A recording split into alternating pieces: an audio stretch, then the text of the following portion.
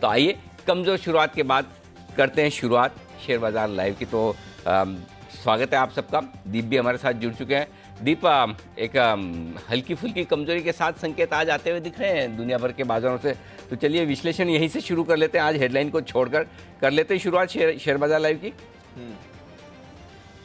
Absolutely sir, शुरुआत करते हैं। फ्राइडे का सेशन है और त्योहार का भी दिन है, तो आपसे भी काफ़ी सारी चीज़ों पर चर्चा करनी है। एक तो त्योहार की आपको बधाई सर। थोड़ा ग्लोबल मार्केट्स इस समय सेलिब्रेशन के मूड में नहीं दिख रहे हैं, और स्पेशली सर ये जो अमेरिका में बड़ी वॉलेटिलिटी हो रही है। गेन्स आती हैं तो बड़ी गेन्स आती हैं सर, गिरावट आती है तो बड़ी गिरावट आती है। फ्यूचर्स एक चीज दिखाते हैं, एंड में कुछ और होता है। और स्पेशली जो आईटी स्टॉक्स में रोटेशन हो रहा है, इस पर थोड़ी अपनी राय दें सर, क्योंकि कल भी कोई ऐसा ट्रिगर नहीं आया जिसकी वजह से बाजार को गिरना चाहिए, बल्कि जो डेल्टा एयरलाइंस के नतीजे थे वो तो अच्छे ही थे, बट जिस तरह से कल रोटेशन हुआ, डेज लो पर अमेरिकी बाजार बंद हुए हैं, थोड़ा यहां से चिंता बनती है। बताएं सर, कैसे समझना है इस ग्लोबल वॉलेटिलिटी को? तो दीप, आपके सवाल का जवाब दूं उससे पहले सबसे पहले तो आपको, हमारी पूरी टीम, हमारे सभी दर्शकों को, जो कि हमारी एक्सटेंडेड फैमिली है, मकर संक्रांति की बहुत बहुत शुभकामनाएं। बिल्कुल त्योहारों का वक्त है, शुक्रवार का दिन है। त्यौहार शुक्रवार के दिन आए तो उससे बढ़िया बात हो नहीं सकती। खूब एंजॉय कीजिए। वैसे कल मैं जब वापस जा रहा था घर पे, तो मैंने देखा कल से मुंबई में तो पूरा माहौल बन गया। लोग पतंग वतंग उड़ाना शुरू कर चुके हैं। आज वाकई में आप खैर जयपुर और बाकी शहरों की तो बात ही अलग है, वो तो पतंगबाजी के लिए जाना जाता है। लेकिन अगर आप मुंबई में भी जाएं तो हर एक सोसाइटी के वहाँ पर छत पर आपको म्यूज़िक, खाना पीना, सेलिब्रेशंस, ये होना चाहिए दीप, ताकि एक फील आए कि हमारा कल्चर क्या है, हमारी संस्कृति क्या है। और वो त्यौहार मनाते तो एक दूसरे के करीब आने का मौका मिलता है। लेकिन इस करीबी में एक चीज़ ध्यान रखनी है, कोरोना के नियमों को पालन करते हुए। तो आपको और सभी लोगों को मकर संक्रांति की बहुत बहुत शुभकामनाएं। और मैं आज बैठे बैठे गाड़ी में थोड़ा वो कुछ बनाया भी है मैंने संक्रांति का। मैंने कहा कि कुछ अच्छा सा विश बनाया जाए, वो मैंने ट्वीट किया है, तो वो भी आप ज़रूर पढ़िएगा। आइए अब आपके सवाल का जवाब देता हूँ, ठीक है। तो ग्लोबल मार्केट्स में क्या हो रहा है? ग्लोबल मार्केट्स में हो रहा है, उसको कहते हैं एक शब्द में थोड़ा कन्फ्यूजन। अमेरिकी बाजार तय नहीं कर पा रहे हैं कि उन्हें अच्छे नतीजों के दम पर, कंपनियों की जो बढ़िया कमाई आएगी उसके दम पर मजबूत रहना है, या फिर मैक्रो फैक्टर्स जो है थोड़े कमज़ोर होते हुए दिख रहे हैं, उनके दम पर गिरना है। कमज़ोर क्या हो रहा है? महंगाई आपकी 40 सालों के ऊपरी स्तरों पर है। फेड ब्याज दरें बढ़ाने का इरादा बना चुका है। टेपरिंग आपकी शुरू हो रही है, और साल के अंत में जाते जाते आप बॉन्ड बाइंग के बजाय बॉन्ड सेलिंग भी करेंगे। ये सारे ट्रिगर्स हैं। अब प्रॉब्लम क्या है दीप, कि इनके ऊपर ख़राब क्यों नहीं हो रहे हैं ज़्यादा? क्योंकि सब पता है। नहीं पता वैसा कुछ नहीं है। अच्छा, तो फिर ऐसे में अगर ख़राब नहीं होना तो तेज़ी क्यों नहीं हो रही? तेज़ी इसलिए नहीं हो रही कि जिस वजह से तेज़ी होनी चाहिए वो भी पता है, कि नतीजे अच्छे रहेंगे। सो अभी अमेरिकी बाज़ारों को मन बनाना है कि यहाँ से तेज़ी से ऊपर बढ़ना है या गिरना है, और उसके लिए कुछ ऐसी चीज़ चाहिए जो बाजार को पता नहीं। तो अननोन ट्रिगर क्या होगा? वो अननोन ट्रिगर है इसीलिए कि हमें नहीं पता, इसलिए अननोन है। पता होता तो नोन ही हो जाता। तो मेरे ख्याल से अगर आप देखिए, कल के अमेरिकी बाजार डे लो पर बंद हुए, परसों के बाजार डे हाई पर बंद हुए। एक दिन दिन की ऊंचाइयों पर आप बंद हो, एक दिन दिन के निचले स्तरों पर बंद हो, तो उसी से आपको समझ में आ जाता है कि आपको स्टेबल माइंड नहीं है कि हफ्ते भर के लिहाज से भी या 2-4 दिनों के लिहाज से भी कि हमें करना क्या है। तो ठीक है, इसका मतलब हमें क्या करना है? हमें एक ही चीज़ करनी है, अमेरिकी बाजारों को प्रेडिक्ट करने की कोशिश नहीं करनी है। यही काम हम कर सकते हैं, क्योंकि जब तक अमेरिका अपना ट्रेंड डिसाइड ना करें इन लेवल पर आने के बाद कि यहाँ से नेक्स्ट लेग तेज़ी का बनेगा या कमज़ोरी का बनेगा, तब तक वेट एंड वॉच वाले मूड में रहें। आप देखिए, कच्चा तेल 85 जाकर थोड़ा वापस नीचे आने की कोशिश कर रहा है। बॉन्ड यील्ड 1.75-1.80 की रेंज में जाकर फिर नीचे आने की कोशिश कर रहे हैं। इक्विटी मार्केट लाइफ हाई पर जाकर थोड़ा रुकने की कोशिश कर रहे हैं। लेकिन जैसे ही थोड़ा थोड़ा नीचे सारे आते हैं, वापस से ऊपर से थोड़ी बाइंग भी आ जाती है। तो मेरे ख्याल से ऐसा लगता है कि अच्छी तेज़ी होने के बाद थोड़ा सा टाइम पास करने के मूड में, जिसे हम टाइम वाइज करेक्शन कहते हैं, अच्छे वो बड़े बढ़िया शब्दों में टाइम वाइज करेक्शन।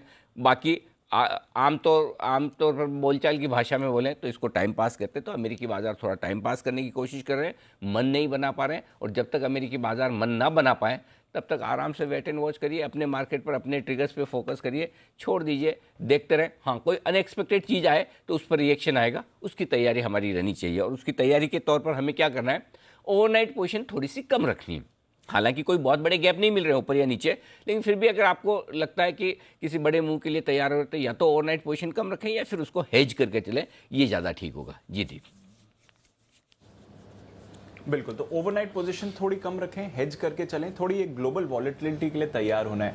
अच्छा सर, ये तो रही ग्लोबल मार्केट्स की बात, पर एक अच्छी बात है और त्योहार के दिन एक अच्छा संकेत जो हमारे बाजारों के लिए कि सर अब 2 दिन बैक टू बैक 18,200 के ऊपर की आपको क्लोजिंग आती हुई दिखी है। ये कितना इंपॉर्टेंट है, क्योंकि ये जो हमारा नया हाई है अब यहाँ से 400 पॉइंट से कम दूर है, लगभग 350 पॉइंट्स के आसपास की दूरी से है यहाँ पर नया हाई। तो ये कितना इंपॉर्टेंट है और क्या एक पुश अब बाजार कर सकते हैं कि बजट से पहले नया हाई आ जाए? मुझे लगा दीप आप ये बोल रहे हो कि अब बैक टू बैक 2 दिन छुट्टी आने वाली है सैटरडे और संडे की। इस बार पता नहीं, इस बार वैसे भी ऐसा लग रहा है कि मुझे पता नहीं ये फीलिंग आ रही कि कुछ वीकेंड लंबा हो गया, मतलब ज़्यादा ही 5 दिन का वीक नहीं हो, कैसे ऐसा लग रहा है ज़्यादा काम कर लिया, पता नहीं या तो काम वाकई में ज़्यादा किया है या फिर फीलिंग है। अकेले ऑफिस में रहने में वो फीलिंग आती है कि हमारी टीम ज़्यादातर सारी घर पे है, बहुत ही बेयर मिनिमम लोगों से हम काम कर रहे हैं कि जितनी वाकई में ज़रूरत है ऑफिस में उतनी है, तो शायद ये एक वजह हो सकती है। एनीवे सो हाँ, तो आपका सवाल जो है कि बैक टू बैक 2 दिन 18,200 के ऊपर की क्लोजिंग, दीप सवाल हमारा तो वहीं पे ख़त्म हो गया जब 18,000 के ऊपर का ब्रेकआउट मिल गया, करेक्ट। हमें तो वहाँ से ब्रेकआउट चाहिए था, इनफैक्ट 18,000 भी क्यों, हम 17,850 की बात कर रहे थे, करेक्ट, कि 17,850 के ऊपर बंद होने के बाद हमारा ट्रेंड पॉजिटिव हो जाएगा। 18,000 के ऊपर तो 100% कन्फर्मेशन है। सो 18,200 के ऊपर की क्लोजिंग और कॉन्फिडेंस बढ़ाने वाली, इसमें कोई डाउट ही नहीं है। 18,000 के ऊपर की क्लोजिंग बिल्कुल आपको ट्रेंड को मजबूत रखेगी। सो बेसिकली अब यहाँ से क्या नया लाइफ हाई बना सकते हैं, है कितना दूर, 450 पॉइंट, कौन सी बड़ी बात है, बिल्कुल बना सकते हैं। और देखिए हर एक पॉइंट की एक अहमियत होती है आंकड़ों के लिहाज से, लेकिन क्या आप लाइफ टाइम हाई के नज़दीक नहीं है? अगर लाइफ टाइम हाई से आप 2-2.5% दूर हैं तो it is as good as lifetime high, correct. Number छूने के हिसाब से आप किसी दिन छू लेंगे, कोई बड़ी बात नहीं है। पॉइंट ये है कि आपको कैसे अप्रोच करना है। हमारी अप्रोच सिंपल है दीप, जब तक निफ्टी 18,000 के नीचे बंद नहीं होता है तब तक तो कमजोरी सोचना ही नहीं है। 200-250 पॉइंट, 100, 125, 150 पॉइंट के करेक्शन छोटे मोटे हमेशा आते रहेंगे, वो उसको आप प्रेडिक्ट कर भी नहीं सकते कि रात को अमेरिका क्या हो जाएगा और सुबह डाउ फ्यूचर क्या हो जाएंगे। वो उस लेवल तक का प्रेडिक्शन करने की ज़रूरत भी नहीं है और कोशिश भी नहीं करनी चाहिए कि उसमें आप एक्यूरेट हों। तो हमें सिंपल एक चीज़ समझ में आती है और वो जिस दिन 18,000 के नीचे बंद होगा निफ्टी, उस दिन हम पहली बार सावधान होंगे कि भाई अब लॉन्ग और नहीं बनाना है, रुकना है। और जब 17,800 के नीचे बंद होगा तो हम अपनी तेजी की पोजीशन को कम करेंगे, तब तक नहीं। तो मेरे लिए जब तक 18,000 के ऊपर बंद हो रहा है तब तक 200-250 पॉइंट कम ऊपर नीचे हो जाए कोई फर्क नहीं पड़ता। जब तक 17,800 के ऊपर बंद हो रहा है तब तक पोजिशनली मेरा तेजी का ट्रेंड बरकरार है। 17,800 के नीचे बंद होने पर हम सोचेंगे कि ट्रेंड को पॉजिटिव से न्यूट्रल करने की ज़रूरत है या नहीं, तब तक कोई टेंशन नहीं। तो देखिए तेजी के मार्केट को, स्पेशली बुल रन को ट्रेड करने का एकमात्र तरीका जो मैंने 25-30 साल में सीखा वो यही है कि आपको ये पता होना चाहिए कि आपका स्टॉप लॉस कहाँ है, और दूसरा आपको ये पता होना चाहिए कि किस लेवल के नीचे ट्रेंड में बदलाव होगा। अगर आपने ये 2 चीज़ समझ में आ गई तो फिर आप आराम से अपसाइड खा सकते हैं। नहीं तो देखिए 16,400 से मार्केट रिवर्स हुआ तो 16,800 में भी ऐसा लगता है बहुत हो गया, 17,000 में भी लगता है बहुत हो गया, 17,500 में लगता है अरे इतना बढ़ गया। अभी तो 7 दिन पहले तो इतना हालत ख़राब था। 18,000 पे भी यही लगेगा, यही फीलिंग आपको 18,600 पे आएगी, बहुत बढ़ गया, बहुत बढ़ गया या बहुत घट गया। ये डिसाइड करने वाले आप और मैं कौन है? ये तो मार्केट अपनी कलेक्टिव विजडम में अपने दिमाग से डिसाइड करेगा कि उसको कितना ऊपर जाना है, कितना नीचे जाना है। हम क्या डिसाइड कर सकते हैं? हम ये कर सकते हैं कि हमें पता होना चाहिए किस लेवल के नीचे हमें सावधान होना है, उस लेवल के हिसाब से आप ट्रेंड को लेकर चलें।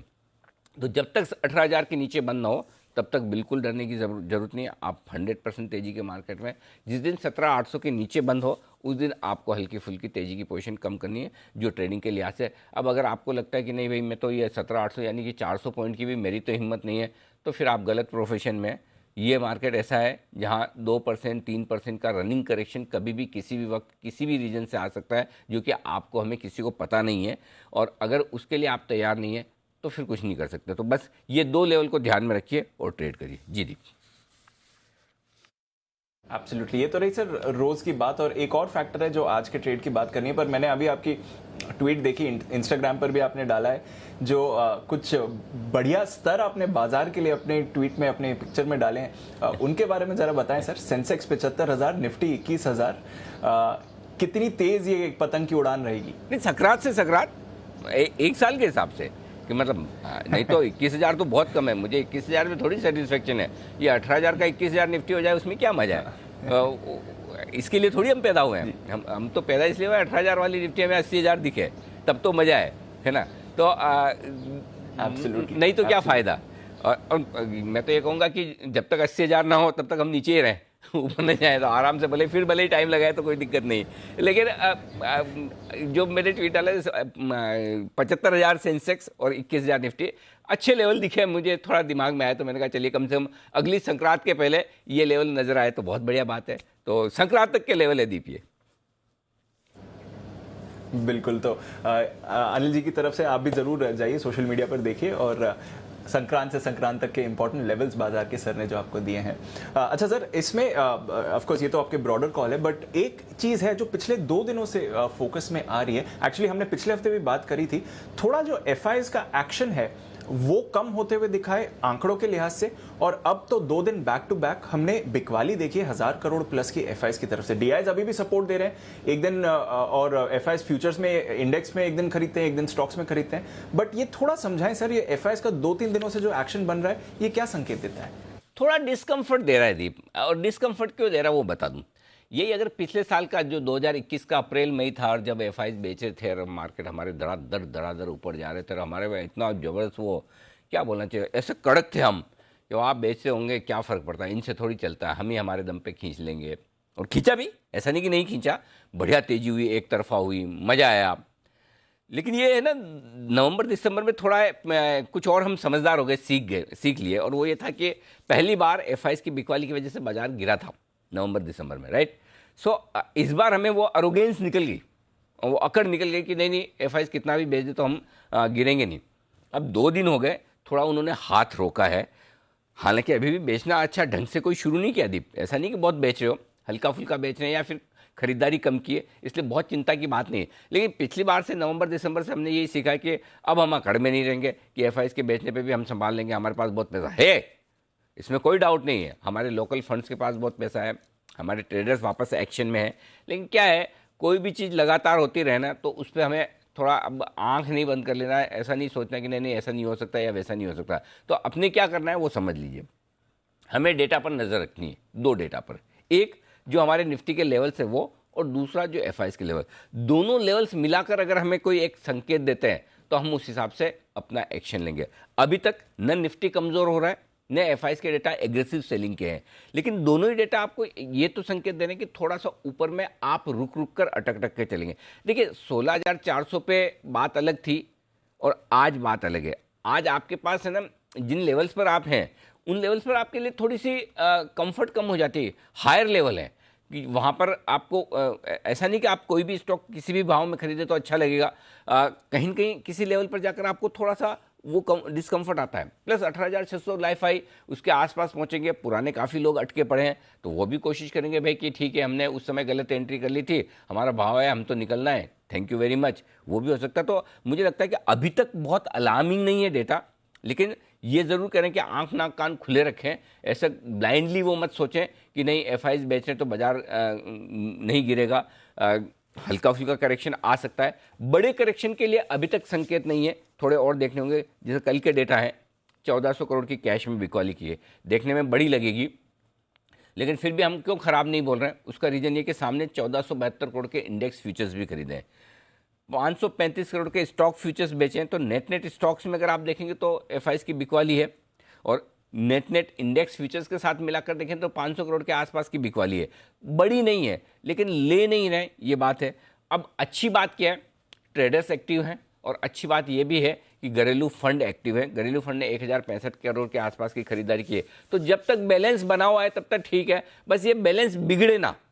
एफआईज बेच रहे हैं, लोकल फंड ले रहे हैं, बैलेंस है, एफआईज बेच रहे हैं, ट्रेडर्स ले रहे हैं, बैलेंस है। अब ये बैलेंस किसका पहले बिगड़ता है वो देखने वाली बात है। एफआईज बेच के थक जाते हैं और सोचते हैं कि नहीं बेच के फ़ायदा नहीं है, एक वो हो सकता है। दूसरा, लोकल फंड्स ये सोचे कि नहीं एफआईज लगातार सप्लाई दे रहे हैं, हम हायर लेवल पे हैं, हम थोड़ा हाथ रोकते हैं, बाद में खरीदेंगे, ये 2-3 दिन में मेरे ख्याल से अगले हफ्ते में पता चल जाएगा। लेकिन जो ट्रेंड, जो माहौल दिख रहा है, उसको देखकर आप ये कह सकते हैं कि बजट तक बाजार का मूड थोड़ा पॉजिटिव साइड पर ज़्यादा है। इसलिए जब तक इंपॉर्टेंट लेवल नहीं तोड़ता तब तक ज़्यादा परेशान नहीं होना है, खाली ऊपर के लेवल पर नहीं लेना है।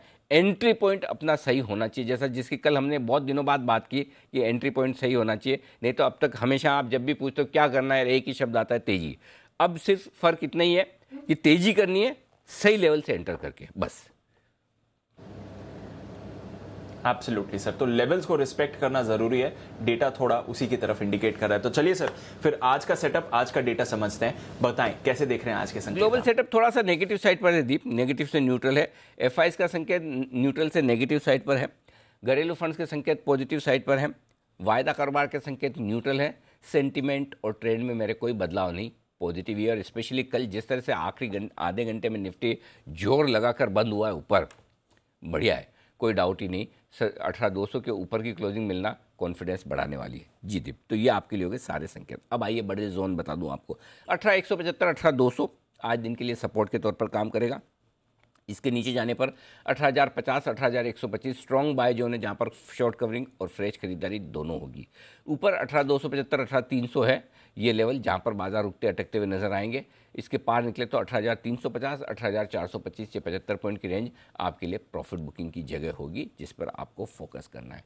बैंक निफ्टी 38,025, 38,150 दिन के लिए मजबूत सपोर्ट जोन है, शायद आसानी से ना टूटे। पिछले 4-5 दिनों से हम 38,000 को होल्ड कर रहे हैं दिन के दौरान। अगर इसके नीचे गए तो 37,750, 37,925 स्ट्रॉन्ग बाय जोन है, और वहाँ पर शॉर्ट कवरिंग और फ्रेश खरीदारी दोनों करनी चाहिए। और ये तो 37,000 के नीचे की रेंज आज दी भी इसलिए क्योंकि कल थोड़ा सा बैंक निफ्टी ने कमजोरी का पहला संकेत दिया 10 दिनों की मजबूती के बाद, इसलिए हल्का सा मैंने 38,000 के नीचे का लेवल भी दिया। नहीं तो मैं तो 38,350 के नीचे भी इमीडिएटली देख नहीं रहा बैंक निफ्टी को। ऊपर 38,700, 38,850 इस रेंज में 3 दिनों से बाजार जाकर अटक रहे हैं, और यही रेंज है जहां पर आपको फिर से अटकते हुए दिख सकते हैं अगर रिकवरी आती है तो। इसके ऊपर निकलना मुश्किल है, अगर गए तो 38,925, 39,025 प्रॉफिट बुकिंग जोन आपके लिए बैंक निफ्टी पर जी दी।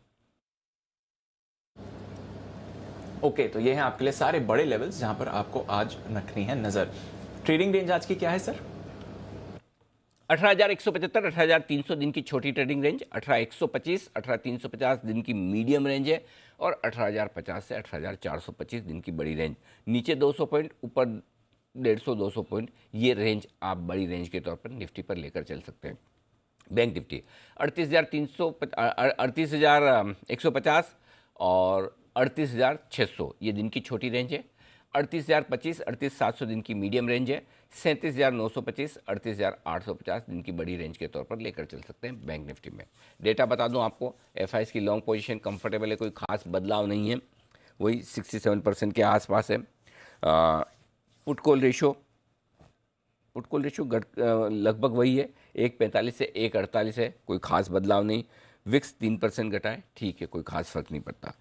अगर आपकी तेजी की पोजीशन है तो स्टॉप लॉस आपको थोड़ा ऊपर की तरफ ले आना चाहिए। और अब इंट्राडे ट्रेडर्स के लिए स्टॉप लॉस होगा 18,125 का। क्लोजिंग बेसिस पे स्टॉप लॉस आपको 18,000 पर लगाना है, ये ध्यान में रखें।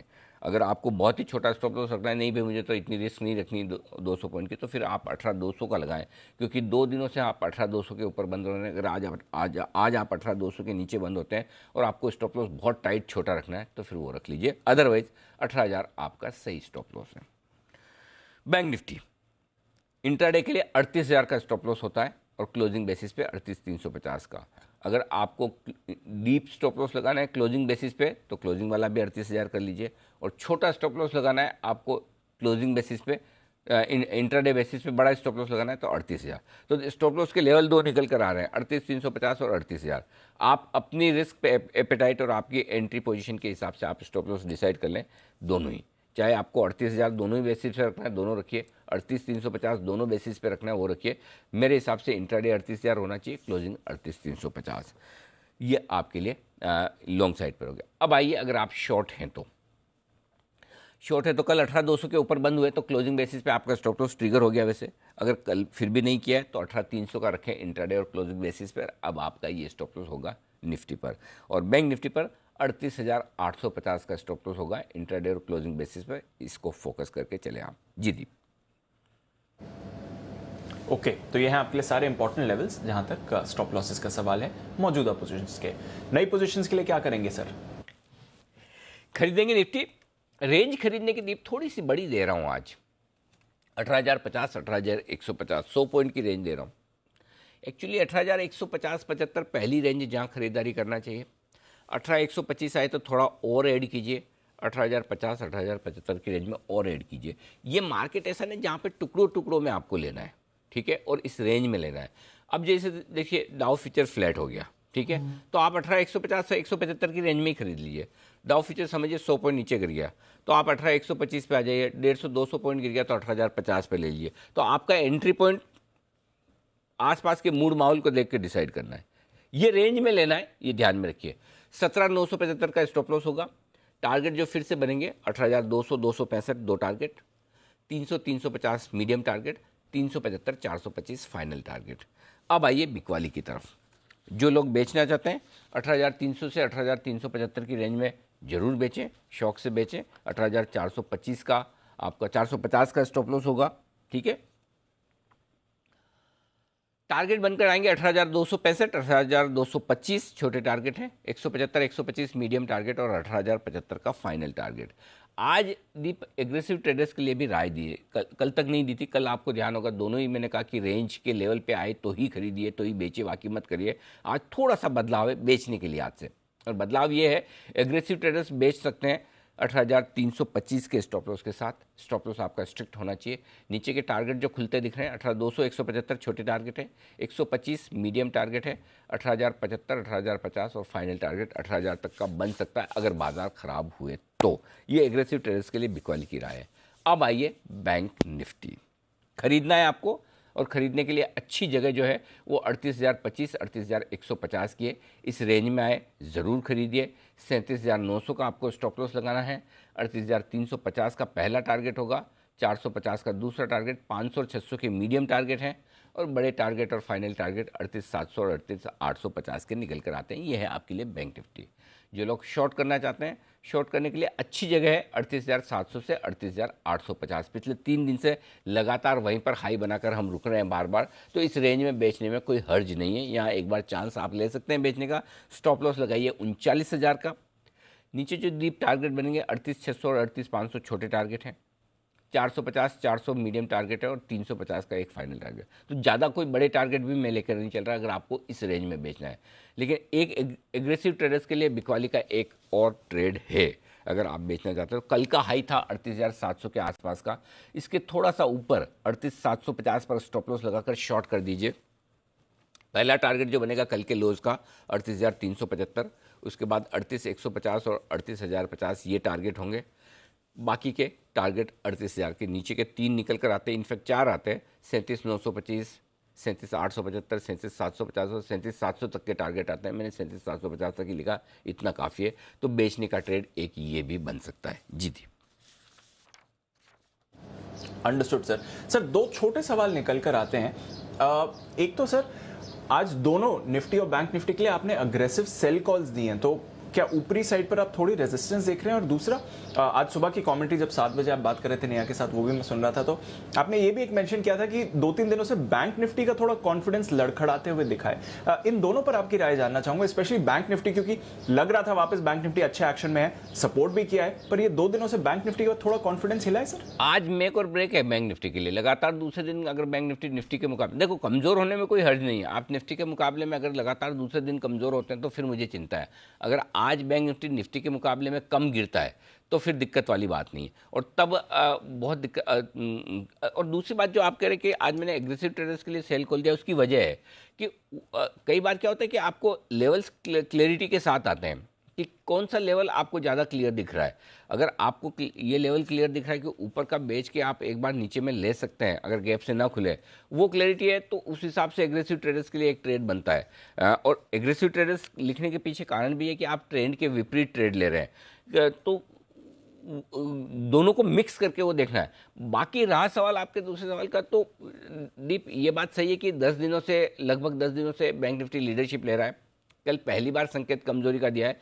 आमतौर पर हम बैंक निफ्टी को लीडर मानते हैं। अगर बैंक निफ्टी लगातार दूसरे दिन निफ्टी के मुकाबले में कमज़ोर होता है ज़्यादा, समझिए निफ्टी 1/3% गिरा, ये 0.35% दिख रहा है।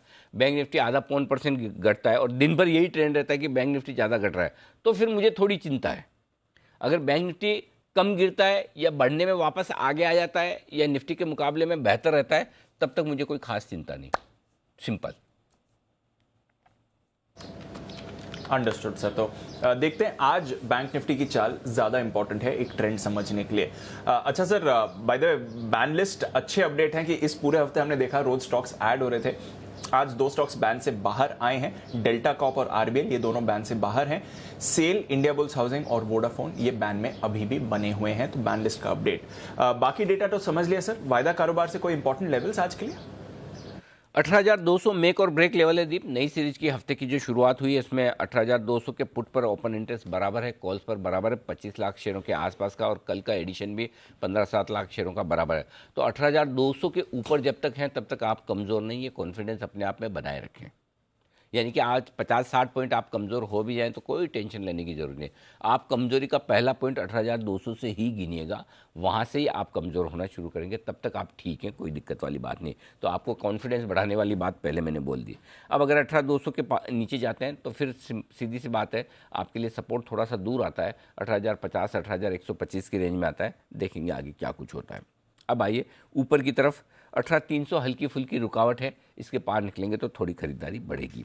बैंक निफ्टी 38,500 मेक और ब्रेक लेवल है, जिससे 30 पॉइंट नीचे आप बंद हुए हैं। 38,500 के ऊपर रहेंगे अच्छे फील करेंगे, 38,500 के नीचे रहेंगे तो थोड़ी कमज़ोरी फील करेंगे।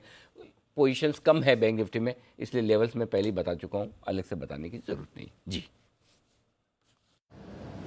Understood sir. तो चलिए ये है आज के लिए आपका पूरा सेटअप। थोड़ा लेवल्स के लिहाज से अनिल जी 2 दिनों से आपको कह ही रहे हैं, ध्यान रखिए और उसी के हिसाब से पोजीशंस भी अपनी बनाएं।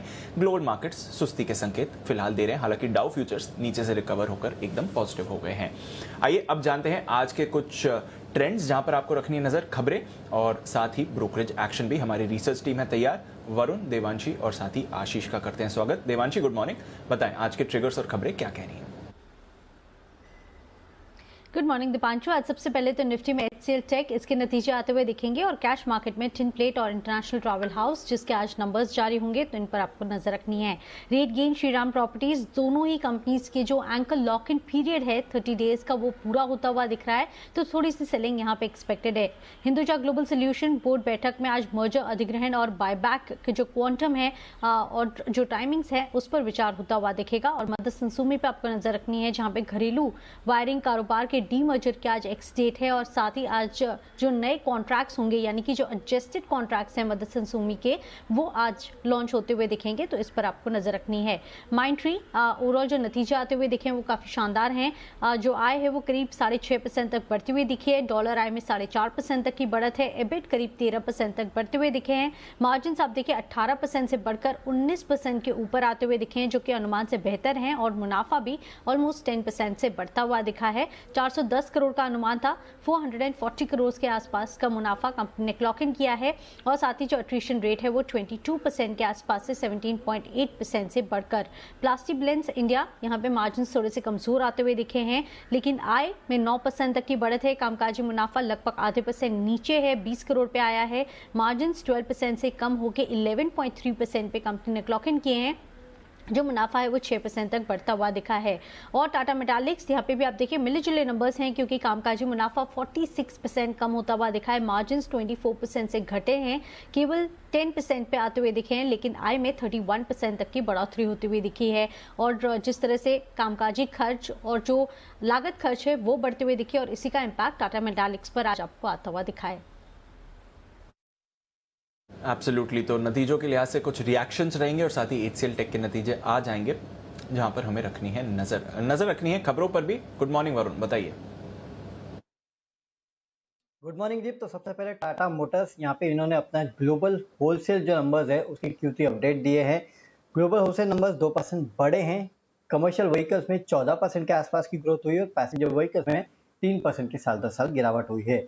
RPSG ventures promoter group member जो है इंटीग्रेटेड कोल माइनिंग लिमिटेड, उन्हें ये 780 रुपये प्रति भाव पे करीब 234 करोड़ तक के compulsory convertible non preference share जो है वो जारी करने को बोर्ड ने यहाँ पे मंजूरी दे दी है।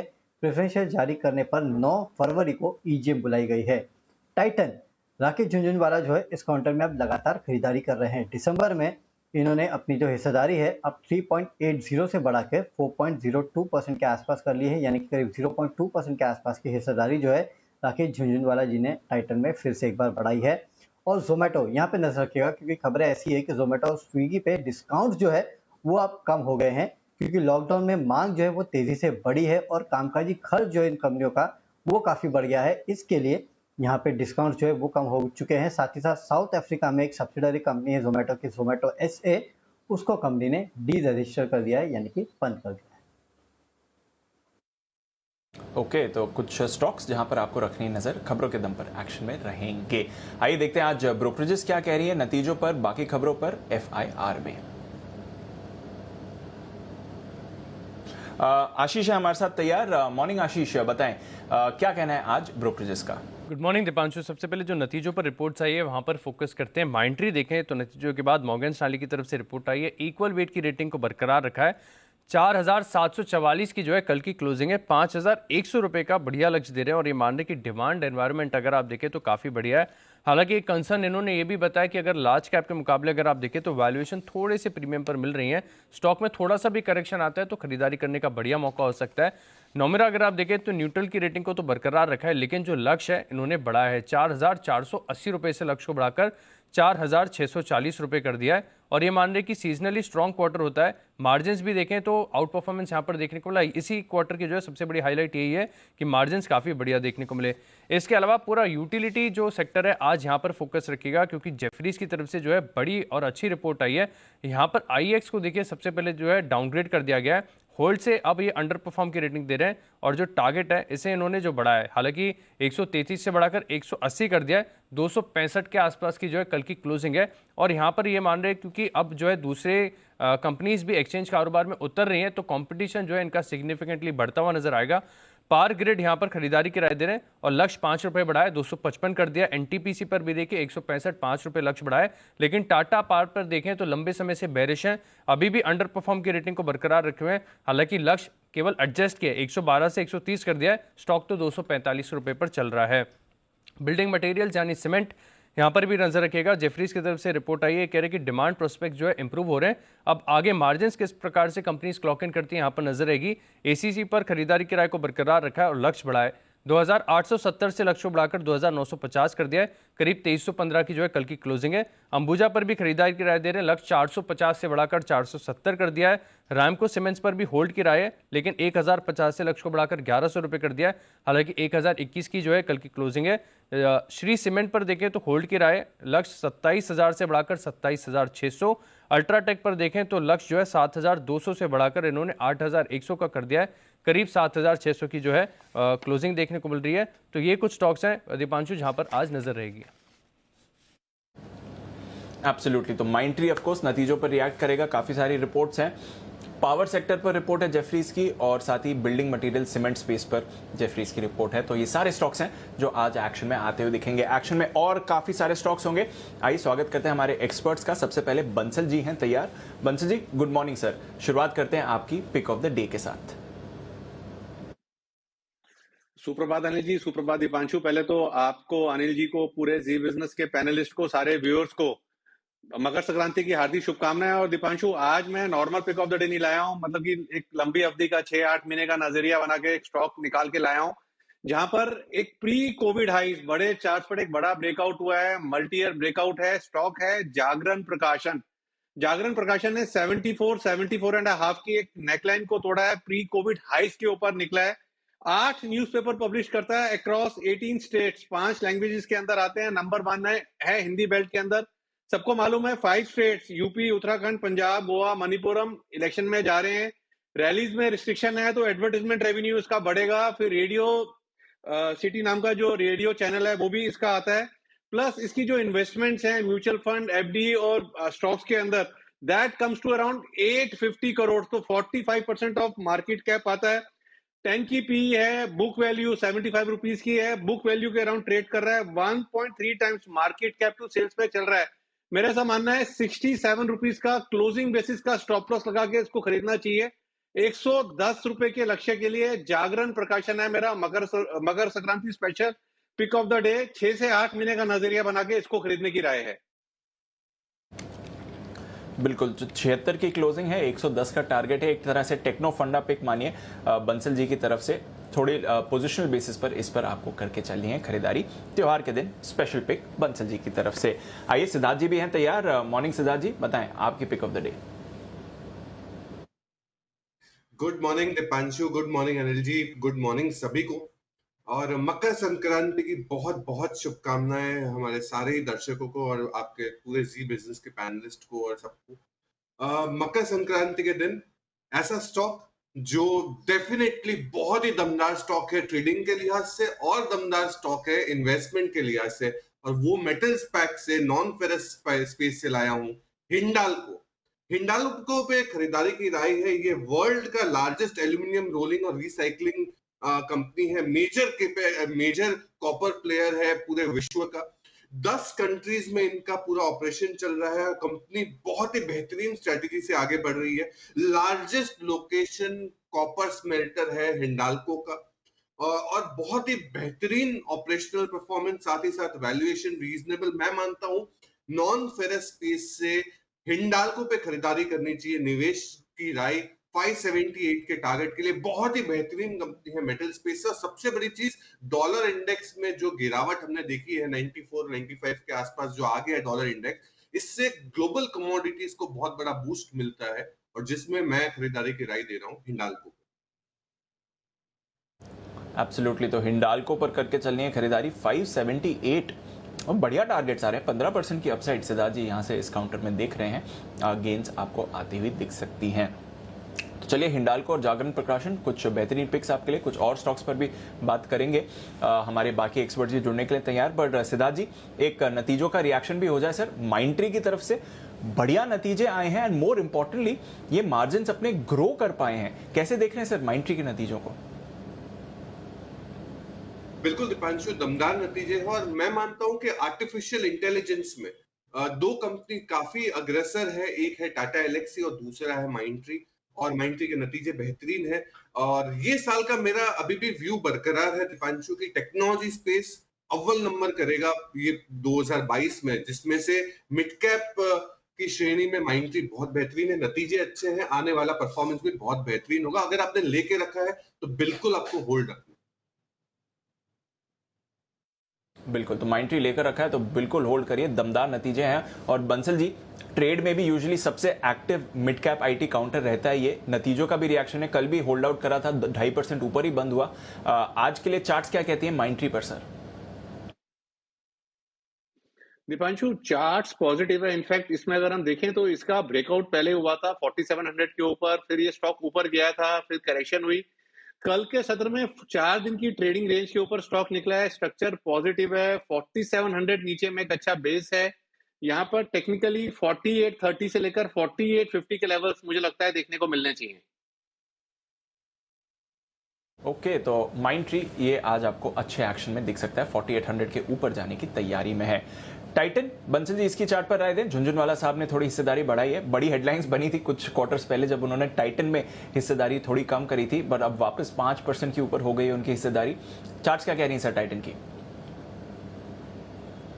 दीपांशु, चार्ट्स भी पॉजिटिव हैं, और इमीडिएटली अगर हम शॉर्ट टर्म की बात करें तो एक मेजर सपोर्ट है इसका 2595, 2595, 2600, 2595, 2600 एक मेजर सपोर्ट है। उसको ये होल्ड कर रहा है।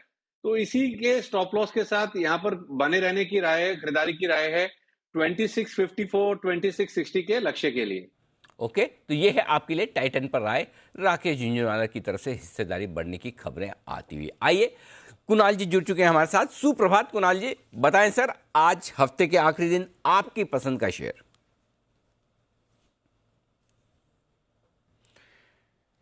सुप्रभात अनिल जी, सुप्रभात दीपांशु। अनिल जी, सबसे पहले आपको, सारे व्यूअर्स को, सारे पैनलिस्ट को मेरी ओर से मकर संक्रांति की ढेरों बधाइयां अनिल जी। और अनिल जी, तो आज ठीक है, इस पर्व पर अनिल जी एक बहुत ही नहीं बधाइयां तो ठीक है, टी शर्ट में नहीं आप, ऐसे क्यों? अनिल जी टी शर्ट ही मानिए इसको। अच्छा, अनिल जी, ना ये शर्ट है ना ये टी शर्ट है, हाँ। कहीं बीच में ऐसे कुछ है कैसे नहीं। माने? हाँ, ऐसे कैसे माने? बंसल जी बोले ऐसे कैसे माने? चीज अनिल जी खुली आंख से दिख रही है। हाँ अनिल जी देखिए, माने तो सब भावनाओं कुछ को समझे, ऐसे कुणाल जी कह रहे हैं। चलिए, मैं समझ सकता हूँ कि दिल्ली में जिस तरह की अनिल ठंड जी, है। कुणाल जी का जो सजेशन है वो ओवर रूल्ड है। नहीं नहीं, कोई बंसल जी, वैसे आप भी कोई ऐसे टी शर्ट में नहीं दिख रहे मुझे यहाँ से दूर दूर से तो, लेकिन नहीं, अनिल जी, हाँ, लेकिन दिल्ली में अनिल जितनी जी, ठंड है उस हिसाब से तो आपको ध्यान रखना जरूरी, तो बिल्कुल कोई दिक्कत नहीं। आपकी हेल्थ एकदम सही रहनी चाहिए, इसलिए सर्दी के वक्त सब ठीक है, छूट है। बताएं सर कुणाल जी। अनिल जी देखिए, खरीदने की राय है बलरामपुर चीनी। बलरामपुर चीनी में कल हमने एक जबरदस्त ब्रेकआउट आता हुआ देखा, एक बुलिश फ्लैग पैटर्न बना था, पेनेंट कहना चाहिए इसको। इसका ब्रेकआउट हमने कल के ट्रेड में आता हुआ देखा, तो मुझे लगता है आपको आने वाले सप्ताह में भी शुगर स्टॉक्स में जबरदस्त तेजी देखने को मिलेगी, और विशेष रूप से बलरामपुर चीनी खरीदारी करने की मेरी राय है। यहां पर जो स्टॉप लॉस रखना है वो आपको 435 रुपए पर 435 के स्टॉप लॉस से बलरामपुर चीनी बाय करना है।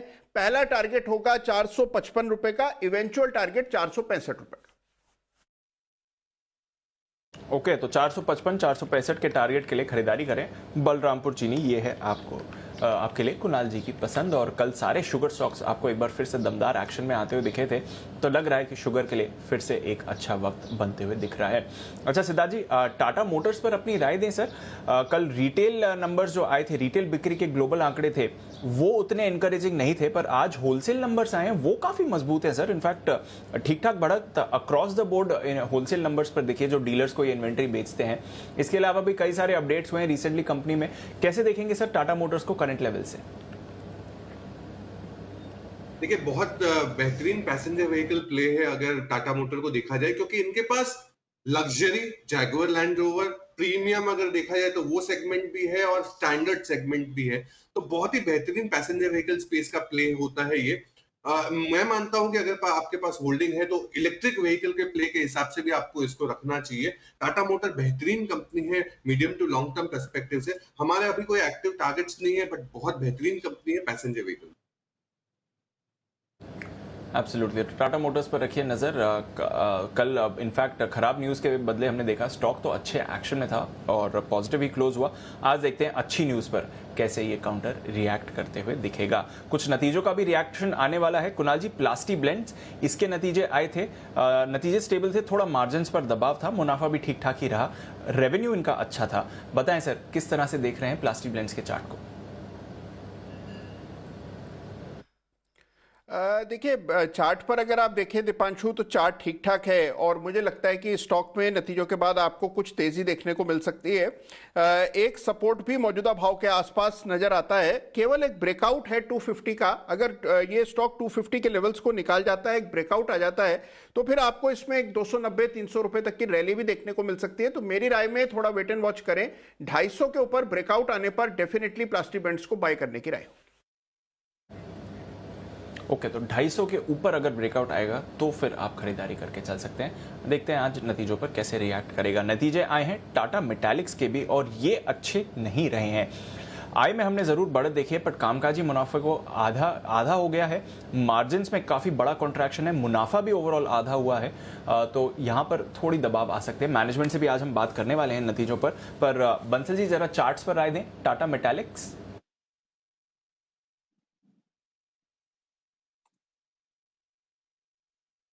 दीपांशु, चार्ट देखें तो चार्ट तो पॉजिटिव है। स्टॉक ने ऑलरेडी एक ब्रेकआउट दिया हुआ है यहाँ पर 900 रुपीज के अराउंड, और नीचे में हम देखें तो 900 ही अब नीचे में एक अच्छा बेस है। जिनके पास है 900 रुपए का ही स्टॉप लॉस बैठता है, 900 रुपए के लेवल टूटेंगे तभी यहाँ कोई दिक्कत है, else all is well.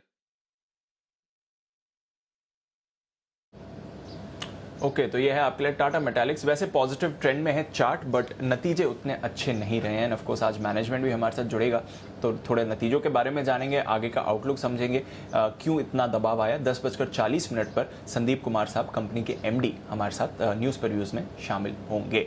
Sumit ji का करते हैं स्वागत। Sumit ji, good morning sir. बताएं सर आपकी pick of the day. Good morning Deepanshu, good morning Deepanshu. Buy का स्टॉक का नाम है यूपीएल। यूपीएल के अंदर एक तेजी करके चलने का सलाह रहेगा। स्टॉक तेजी के ट्रेंड के अंदर में है। कोई भी डिप आता है 5-7 रुपए का तो लोअर लेवल्स पे खरीदारी करें, एग्जिस्टिंग पोजीशंस होल्ड करें, 840 के आसपास लॉन्ग पोजीशंस इनिशिएट करें, स्टॉक का जो नीचे में चार्ट्स के ऊपर सपोर्ट दिखाई दे रहा है वो 825 है। 825 का स्टॉप लॉस लगाना है। ऊपर में टारगेट 855 रुपए से लेके 865 रुपए तक के यूपीएल के अंदर देखने को मिल सकते हैं। खरीदारी करके चलने का सलाह रहेगा यूपीएल। एब्सोल्युटली, तो खरीदारी करके चलें यूपीएल। अनिल जी का भी भरोसा था, रिसेंटली रेकमेंड भी किया था 780 के आसपास, 850 के बजट तक के टारगेट थे, वो ऑन ट्रैक लग रहा है स्टॉक। कल 840 के ऊपर की क्लोजिंग दिखाई इसने और आने वाले समय के लिए भी बड़ा कन्विक्शन है यूपीएल पर, तो ये स्टॉक रखिए, इस पर नजर रखनी है। ग्लेनमार्क, अभी अभी एक खबर आती हुई दिख रही है, रायल्ट्रिस नेजल स्प्रे के लिए इन्हें यूएस एफडीए से मंजूरी मिलती हुई दिखी है। तो दिन की शुरुआत अच्छी खबर से ग्लेनमार्क के साथ। बंसल जी, फोकस करना चाहिए आज ग्लेनमार्क पर, चार्ट्स क्या कह रही हैं सर? दीपांशु, चार्ट्स तो अगर हम देखें तो पिछले कुछ दिनों से पॉजिटिव हैं, बट स्टॉक में रैली नहीं बनी है और मेरा ऐसा मानना है कि बिल्कुल यहाँ पर नजर रखनी चाहिए। ना सिर्फ नजर रखनी चाहिए, खरीदारी भी करनी चाहिए। 513 का एक स्टॉप लॉस बैठता है, नीचे में एक अच्छा बेस है, ऊपर में 538 544 के टारगेट बैठते हैं। ओके, तो 538 544 के टारगेट्स के लिए ग्लेनमार्क पर रखिए नजर। इनफैक्ट सिद्धार्थ जी, कल फार्मा स्टॉक्स में थोड़ा रोटेशन बनते हुए दिखा, वापस सारे फार्मा स्टॉक्स लीडरशिप ले रहे थे और लंबे समय बाद डिवीज में थोड़ी खरीदारी कल आती हुई दिखी, वापस मूव करने के लिए तैयार हो रहा है डिवीज। क्या राय रखते हैं सिद्धार्थ जी आप? देखिए, हमारी राय बहुत पॉजिटिव है डिवीज लैब पे, क्योंकि एकमात्र सबसे बड़ी एपीआई की कंपनी हो तो वो है डिवीज लैब। बहुत बड़ा एक्सपेंशन तो ऑलरेडी कर चुकी है और भी एक्सपेंशन होने का प्लान है, और आत्मनिर्भर भारत का भी एक बहुत बड़ा प्रावधान डिवीज लैब को मिलता है, क्योंकि एपीआई में आज भी इंडिया सेल्फ सफिशिएंट नहीं है। तो मैं मानता हूं बहुत ही पॉजिटिव कंपनी है, इस पे जरूर खरीदारी करें 5400 के टारगेट के लिए, और बेहतरीन कंपनी है एपीआई फार्मा स्पेस में। एक अगर आपने अपने पोर्टफोलियो में रख लिया तो कभी ना कभी आपको ये परफॉर्मेंस एक साल में देके जाएगा ही जाएगा। तो ये है आपके लिए डिवीज, नजर रखें, परफॉर्मेंस देकर जाएगा। थोड़ा कल हमने देखा चार्ट्स पर भी एक अच्छा बाउंस बैक आते हुए देखा, तो देखते हैं आज डिवीज की परफॉर्मेंस कैसी रहेगी। सन फार्मा भी कल काफी एक्टिव हो रहा था। सुमित जी, सन फार्मा पर कोई राय? सन फार्मा में दीपांशु लॉन्ग पोजीशन होल्ड करके चलने का सलाह रहेगा। स्टॉक के अंदर ब्रेकआउट है और स्टॉक मेरे को लग रहा है जल्दी यहाँ से ऊपर में एक अच्छा मूव दिखाएगा, जिसके अंदर 900 रुपए के इमीडिएट टारगेट होंगे और मेरे को पोजिशनली ये 900 के ऊपर भी दिखाई देता है। पोजीशन होल्ड करें, कोई भी डिप आता है तो खरीदारी करें। पोजीशन होल्ड करें और कोई भी डिप आए तो खरीदारी करके चलें। सन फार्मा आपके लिए ये एक इंटरेस्टिंग काउंटर है। सिद्धार्थ जी, आज जेफरीज की एक इंटरेस्टिंग रिपोर्ट आई है पावर सेक्टर पर, और कई सारे पावर स्टॉक्स हैं जो उन्होंने कवर करें, बट एक ऐसा काउंटर जहां पर उनका अंडर परफॉर्म बना हुआ है और टारगेट भी काफी लोअर है, वो है टाटा पावर। 245 की कल की क्लोजिंग है। जेफरीज ने अपना टारगेट बढ़ाया है बट 112 से 130 किया है, यानी कि करंट लेवल से भी लगभग आधे होने की संभावना जेफरीज को टाटा पावर पर दिखती है। क्या चल रहा है सर, और इतनी वीकनेस उनकी तरफ से, बट आपका क्या व्यू है टाटा पावर पर? थोड़ा ओवर वैल्यूड है या फिर इन लेवल से भी चलेगा? देखिए, मेरा नजरिया टोटली डिफरेंट है टाटा पावर पे।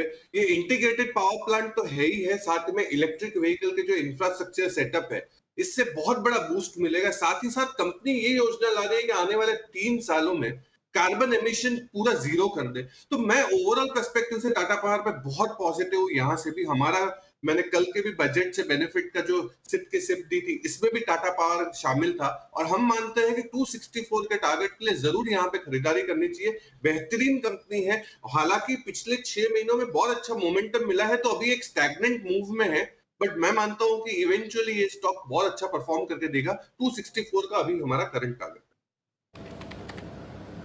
ओके, तो 264 का सिद्धार्थ जी का टारगेट है। परेशान मत होइए, जेफरीज की रिपोर्ट से भरोसा रखना है इस काउंटर पर। इनफैक्ट अनिल जी, आपसे भी एक राय लेनी है, क्योंकि टाटा पावर पर तो सर आपका भी कन्विक्शन है, रिसेंटली आपकी रिकमेंडेशन लिस्ट में भी था, बट जेफरीज ऐसे टारगेट दे रहा है तो थोड़ा कॉन्फिडेंस ऊपर नीचे भी हो जाता है। बट कैसे समझे सर टाटा पावर को? कॉन्फिडेंस तो जेफरीज का ऊपर नीचे हो रहा है। उनका सेल रिपोर्ट तो पहले से ही है, पहले 112 का टारगेट था जो बढ़ा के उन्होंने 130 किया है। तो जैसे जैसे भाव बढ़ रहा है, जेफरीज ऊपर का टारगेट कर रहा है। तो जेफरीज की रिपोर्ट पे सिद्धार्थ जी का जो कॉन्फिडेंस है वही मेरा है। हमारी इस साल की पिक है, कहीं कोई दिक्कत नहीं है। और अगर आज जेफरीज की रिपोर्ट की वजह से नीचे आता है स्टॉक तो डेफिनेटली खरीदना चाहिए। स्टोरी इंटैक्ट है, बहुत ही बढ़िया स्टॉक है इस साल का, और हमारा टारगेट 300 साढ़े 300 रुपये का जो है वो बिल्कुल इंटैक्ट है। तो बाय ऑन डिप्स का स्टॉक है। अब किसी भी वजह से, कभी बाजार की वजह से, कभी इस तरह की रिपोर्ट्स की वजह से कमजोरी आए तो आपके लिए खरीदने का मौका है। और अगर आपके पोर्टफोलियो में पड़ा है तो निश्चिंत रहें, कोई दिक्कत वाली बात नहीं। ओके, तो कोई दिक्कत वाली बात नहीं है, बने रहें।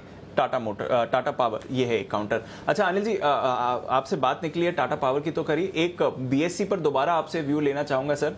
कल मुझे याद है स्टॉक एक्शन में था तो आपने कहा था कि अब इन ऊपरी स्तरों पर थोड़ी मुनाफा वसूली करिए, दोबारा एंट्री लीजिए, बट उसके बाद काफी सारे कमेंट्स ट्विटर पर, सोशल मीडिया पर आ रहे हैं कि आपने मुनाफा वसूली की राय कैसे दे दी, स्टॉक का आप मोमेंटम क्यों खराब कर रहे हैं। तो दोबारा एक बार जरा बीएससी पर आपसे राय लेना चाहूंगा सर, जो ये मुनाफा वसूली की कॉल आपकी है। दीप, पहली चीज़ तो है कि मैं कोई ख़राब या अच्छा करने वाला मैं कौन होता हूँ। दूसरी बात ये कि मैं 400 रुपये से लगातार, एक बार नहीं कई बार, बार लगातार मैं ख़रीदारी की राय दे रहा हूँ। और कल भी अगर मैंने राय दी तो प्रॉफिट बुकिंग करने की राय दी मैंने, कोई शॉर्ट करने की, बेच के निकल जाने की, ख़राब हो गया वैसा तो कोई राय नहीं दी। और आप कहीं कहीं तो प्रॉफिट बुक करेंगे ना, अगर आपके दाम से 4 गुना 5 गुना। अगर मुझे याद है लास्ट मैंने बीएससी रिकमेंड किया था 1700-1800 रुपये के आसपास। तो कई बार ये होता है, लोग ये भी कहते हैं कि आप बताते नहीं कि निकलना कब है। अगर निकलने का बताएं तो भी प्रॉब्लम, नहीं बताएं तो भी लोगों को लगता है कि आपने तो बताया ही नहीं था। तो ये काम है, कुछ तो लोग कहेंगे, लोगों का काम है कहना, कोई दिक्कत नहीं है, चलता रहता है। हाँ, अगर जो लोग और रिएक्शन दे रहे हैं वो ध्यान से सुन लें एक बार फिर से। सिर्फ प्रॉफिट बुकिंग करने की राय दी है। बहुत बढ़िया कंपनी है, 15-20%, 10% का करेक्शन बाजार के मूड माहौल के साथ में आएगा, फिर खरीदेंगे, बिल्कुल लेने वाला स्टॉक है। और उसमें भी मैंने कल एक बात बहुत साफ कही कि अगर अब भी आपका 3 साल का व्यू है तो आपको देखने की ज़रूरत नहीं है, लेकिन अगर आपका 3 महीने का व्यू है तो बिल्कुल 2100 रुपये का दाम अच्छा है। जहाँ आप प्रॉफिट बुक करें, वापस 1700-1800 में आपको मिले तो ले लें, तो उसमें हर्ज क्या है। और दूसरी बात यह कि अगर आपने मेरे बोलने पे लिया है 500, 700, 800, 1000, 1200, 1500, 1600, 1800 तक, तो मेरी राय पे, और अगर आपने अपनी मर्जी से 2100 पे लिया है या किसी भी दाम पे लिया है तो आप अपना जजमेंट लें, सीधी सी बात है। जिन्होंने मेरे बोलने पे लिया है उनके लिए मेरी जिम्मेदारी बनती है, मैंने अपनी राय दी। और मैं फिर कह रहा हूँ, अगर आपका 2-3 साल का व्यू है तो कहीं कोई दिक्कत वाली बात नहीं, अब भी आपके पोर्टफोलियो में रहना चाहिए। तब आप 15-20% के मुंह को छोड़ दीजिए, भूल जाइए। पहली और आखिरी बार नहीं हुआ कि बीएससी का स्टॉक अपने टॉप से 15-20% ना घटाओ, वो घटने के बावजूद हायर लेवल्स आए। ये स्टॉक 2500 भी होगा, 3000 भी होगा। आपका पेशेंस होना चाहिए, लेकिन अगर आप 4 गुना 3 गुना आपका पैसा बन गया और आप सेटिस्फाइड हैं, थोड़ा प्रॉफिट बुक करें, जगह रहेगी। सिंपल सा फॉर्मूला ये, बार बार जब मैं बेचने की बात करता हूँ, चाहे वो स्टॉक हो, इंडेक्स हो, कोई भी हो, तो मैं इसलिए बोलता हूँ ताकि आप खाली रहेंगे तो नीचे ले पाएंगे वापस। अगर 1700-1800 आए और आप 2000-2100 में बेचे तो क्या आपको अच्छा नहीं लगेगा? बिल्कुल लगेगा। तो सिर्फ प्रॉफिट बुकिंग करने की राय, बाकी कुछ भी नहीं बदला है। इसलिए कृपया करके और रिएक्शन न दें, ढंग से सुने समझें। स्टॉक अब क्यों ऊपर नीचे हो जाता है ये तो मेरे हाथ में नहीं। मैं अगर आपको बोलूँ कि प्रॉफिट बुकिंग की राय दो, स्टॉक 100 रुपये ऊपर जाए तो भी आप बोलोगे अरे आपने तो बोला प्रॉफिट बुक करो, ऊपर चला गया, नीचे आए तो भी तकलीफ। तो ये तो चलता रहेगा दीप, ये सब चीज़ों पे ज़्यादा ध्यान देने की ज़रूरत नहीं। बिल्कुल, तो थोड़ा ध्यान ना दीजिए। बड़ी रैली आई है, 5 गुना स्टॉक ने आपको रिटर्न दे दिया जब से इनिशियली रेकमेंड किया था, तो थोड़ा मुनाफा बुक करिए। और जैसा अनिल जी कह रहे हैं, मुनाफा बुक करने की राय है, नीचे आए तो वापस एंट्री भी आप ले सकते हैं इस काउंटर में। तो बीएससी इस पर रखेंगे नजर। बाकी एक्सचेंज स्टॉक्स भी फोकस में थे। एक आईईएक्स, इस पर भी राय लेना चाहूंगा मैं कुणाल जी की तरफ से। कुणाल जी, जेफरीज का डाउनग्रेड है और 133 का टारगेट से बढ़ाकर 180 का टारगेट किया है, बट करंट कल की क्लोजिंग 266 की थी। कल तो अच्छे मोमेंटम में था, बट आईईएक्स पर इंपॉर्टेंट लेवल्स बताएं सर कुणाल जी। देखिए, कंसोलिडेशन का दौर यहां पर चल रहा है दीपांशु, और कल एक अच्छा मोमेंटम बनता हुआ दिखा था, लेकिन जब कल बाजार बंद हुआ तो ऊपरी स्तरों से थोड़ा नीचे आकर स्टॉक बंद हुआ। तो देखिए, अब यहां पर एक रेजिस्टेंस क्रिएट हुई है 270 के आसपास। 270 के ऊपर निकलेगा तो खरीदारी की राय होगी। अगर गिरावट आती है तो भी मुझे लगता है कि निचले स्तरों पर आपको खरीदने के मौके ढूंढने चाहिए, और ये स्तर होंगे 245-250 के आसपास। तो 245 से 250 के बैंड में भी खरीदना है, और मान लीजिए 270 का ब्रेकआउट आए तो भी आईएक्स में खरीदारी कराए। ओके, तो ये है आपके लिए आईईएक्स, इस पर भी रखिए नजर।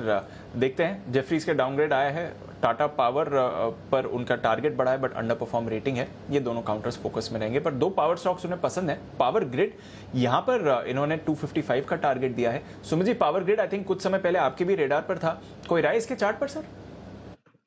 कोई दिक्कत नहीं है पावर ग्रिड के अंदर, थोड़ा सा खाली स्लो चलता है, बट ओवरऑल स्टॉक का स्ट्रक्चर बढ़िया है। पावर ग्रिड में लॉन्ग पोजीशन होल्ड करें 205 208 के आसपास। 210 का लेवल जैसे ही टूटेगा तो एक मोमेंटम बनेगा जिसके अंदर 218 से 220 तक का शॉर्ट टर्म का टारगेट होगा। पोजीशन टारगेट स्टॉक के और भी ऊपर के होंगे। स्टॉक के अंदर पोजीशन होल्ड करें, डिप्स में खरीदारी करें, एक अच्छा मूव आने वाले कुछ हफ्तों में स्टॉक ऊपर में दिखाएगा। ओके, तो ये है आपके लिए पावर ग्रिड। इस पर भी देखिए, रखते हैं नजर आज किस तरह से ट्रेड में एक्शन ये दिखाता है। खबरों के दम पर भी कुछ और स्टॉक्स जो एक्शन में रहने वाले हैं। आरपीएसजी वेंचर्स, इस पर राय लेना चाहूंगा बंसल जी आपसे। फंड रेजिंग करने वाले हैं, प्रमोटर को 780 के भाव पर सीसीपीएस जारी किए जाएंगे, compulsory convertible non cumulative preference shares. RPSG Ventures पर जरा राय दें, क्योंकि एक प्रीमियम पर शेयर जारी करे जा रहे हैं। 738 740 का कल का क्लोज था, 780 पर शेयर जारी किए जाएंगे। देखिए दीपांशु, स्टॉक का स्ट्रक्चर बढ़िया है। नीचे में 725 725 एक अच्छा बेस है। 725 के स्टॉप लॉस के साथ बने रहने की राय है। दीपांशु, यहाँ पे फायरवर्क्स देखने को मिलेंगे। 770 एक हर्डल है, अभी भी ऊपर गया था। 770 पर एक रेजिस्टेंस पाया, नीचे आया। नीचे में सपोर्ट है, जिनके पास है होल्ड करें, जो खरीदना चाहते हैं 725 के स्टॉप लॉस के साथ बने रहें। बट जब 770 के ऊपर निकलेगा तब अच्छे वाले फायरवर्क्स यहाँ देखने को मिलेंगे। तो ये है आपके लिए आरपीएसजी वेंचर्स पर राय, जो कि है सेठी साहब का पसंदीदा स्टॉक।